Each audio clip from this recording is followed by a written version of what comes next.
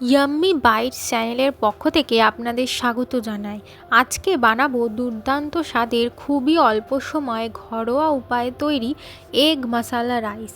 রেসিপিটি জানতে হলে ভিডিওটি স্কিপ না করে সম্পূর্ণ দেখতে থাকুন। এটি বানানোর জন্যে আমার সবার প্রথমে লাগবে সেদ্ধ করে রাখা 4টি আলু, যাতে হলুদ মাখানো, এবং 4টি সিদ্ধ করে রাখা ডিম। আর লাগবে কুচানো পেঁয়াজ ও গোটা গরম মশলা, আর আদা রসুন বাটা ও ফ্যাটানো টক দই। কড়াই গরম হলে তাতে কিছুটা পরিমাণ সাদা তেল নিয়ে তেলটা গরম হলে পরে দিয়ে দিতে হবে সেদ্ধ করে রাখা ডিমগুলো, দিয়ে ভালো করে নাড়াচাড়া করে ডিমটাকে তুলে নিতে হবে। তারপর সেই একই তেলে দিয়ে দিতে হবে সেদ্ধ করে রাখা আলুগুলোকেও খুব ভালোভাবে নাড়াচাড়া করে ভেজে নিতে হবে।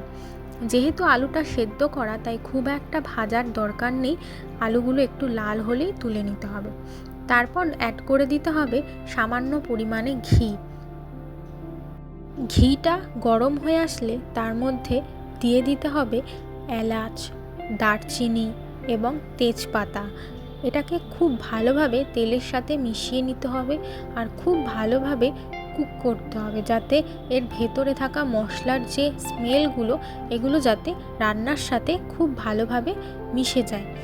তারপর অ্যাড করে দিতে হবে কুচিয়ে রাখা পেঁয়াজগুলিকে খুব ভালোভাবে তেলের সাথে মিশিয়ে নিতে হবে, এবং যতক্ষণ না পেঁয়াজের রসটা শুকিয়ে আসছে আর যতক্ষণ না ব্রাউন হচ্ছে, ততক্ষণ পর্যন্ত পেঁয়াজটাকে খুব ভালোভাবে ভেজে নিতে হবে।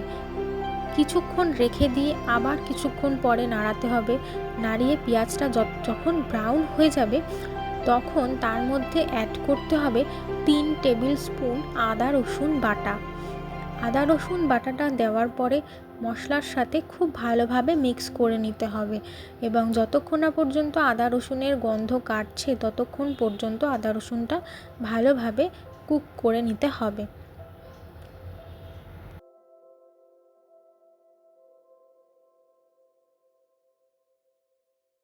আদা রসুনের গন্ধটা কেটে আসলে তার মধ্যে দিয়ে দিতে হবে হলুদ গুঁড়ো, জিরে গুঁড়ো, ধনে গুঁড়ো এবং কিছুটা পরিমাণ লাল লঙ্কার গুঁড়ো। যে যতটা পরিমাণ ঝাল খায় সে ততটা পরিমাণ লাল লঙ্কার গুঁড়ো অ্যাড করতে পারে।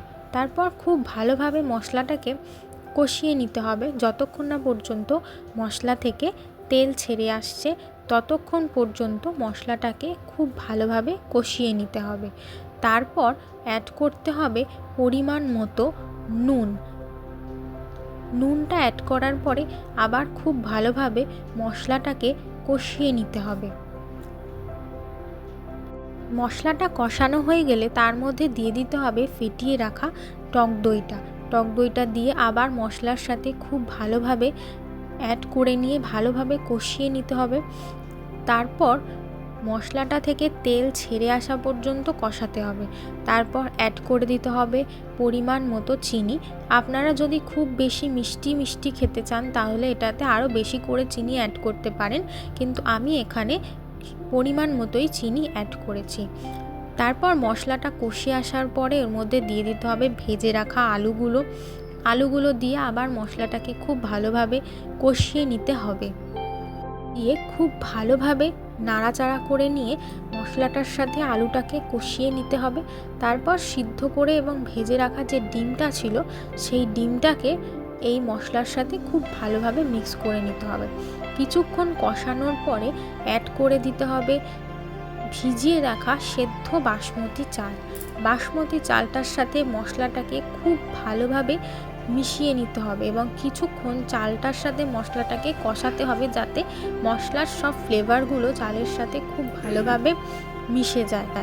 চালের সাথে মশলাটা খুব ভালোভাবে কষিয়ে নিতে হবে, যতক্ষণ না পর্যন্ত ঘিয়ের একটা সুন্দর গন্ধ চালটার থেকে বেরোচ্ছে, ততক্ষণ পর্যন্ত। তারপর দিয়ে দিতে হবে আগে থেকে করে রাখা গরম জল, সেটা পরিমাণ মতো দিতে হবে, মানে আপনি যতটা পরিমাণ চাল নেবেন ঠিক ততটা পরিমাণ জল মেপে আপনাকে দিতে হবে। তো আমি 3জন 4জন খাওয়ার মতো চাল নিয়েছিলাম, তো তার জন্য আমি খুব অল্প পরিমাণে জল দিয়েছিলাম। আর দিয়ে দিতে হবে ভেজে রাখা গরম মশলা। গরম মশলা দিয়ে আবার খুব ভালোভাবে মশলার সাথে জলের সাথে মিশিয়ে নিতে হবে। তারপর কিছুক্ষণের জন্য ঢাকনা দিয়ে দিতে হবে এটাকে স্টিম করার জন্যে। কিছুক্ষণ পরে এটা যখন ফুটে উঠবে তখন একবার ঢাকনা খুলে দেখতে হবে যে এটা তলায় লেগে যাচ্ছে নাকি। কিছুক্ষণ পরে ভালো মতো আবার নাড়িয়ে নিতে হবে এবং ভালোভাবে নাড়িয়ে নিতে হবে। কিছুক্ষণ পর ঢাকনা খুলে দেখবেন আজকের দুর্দান্ত স্বাদের খুবই অল্প সময়ে ঘরোয়া মশলা দিয়ে তৈরি করা এগ মশালা রাইস রেসিপিটি তৈরি হয়ে গেছে। এটি আপনারা খুব স্যালাডের সাথে পরিবেশন করতে পারবেন। এই রেসিপিটি যদি আপনাদের ভালো লাগে তাহলে চ্যানেলটি সাবস্ক্রাইব করে দেবেন এবং লাইক কমেন্ট করে দেবেন। ভালো লাগলে আবার নতুন কোনো রেসিপি নিয়ে আপনাদের সামনে আসবো।